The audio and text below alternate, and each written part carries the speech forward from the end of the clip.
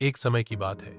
एक छोटे से गांव में, जो एक पहाड़ की तलहटी में बसा था, अर्जुन नाम का एक गरीब लड़का और उसके पिता रमेश रहते थे।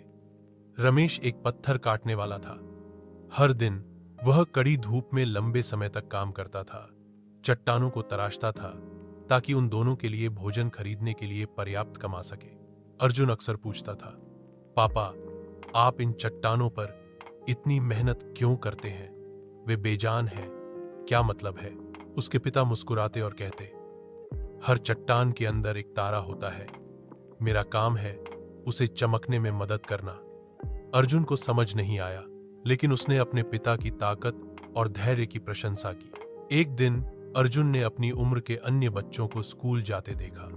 उसने अपने पिता से पूछा, मैं भी स्कूल क्यों नहीं जा सकता?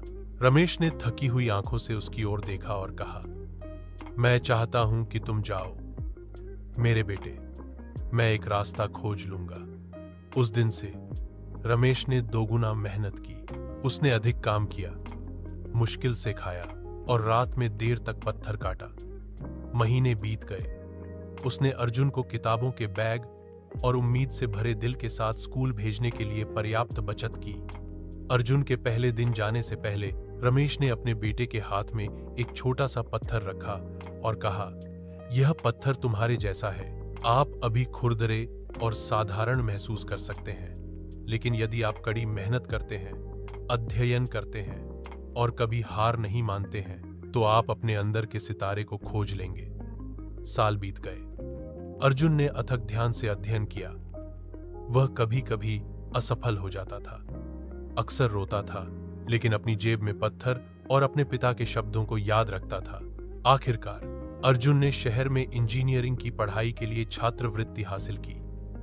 वर्षों की मेहनत और समर्पण के बाद वह एक प्रसिद्ध वास्तुकार बन गया, जिसने दुनिया भर में इमारतों को डिजाइन किया।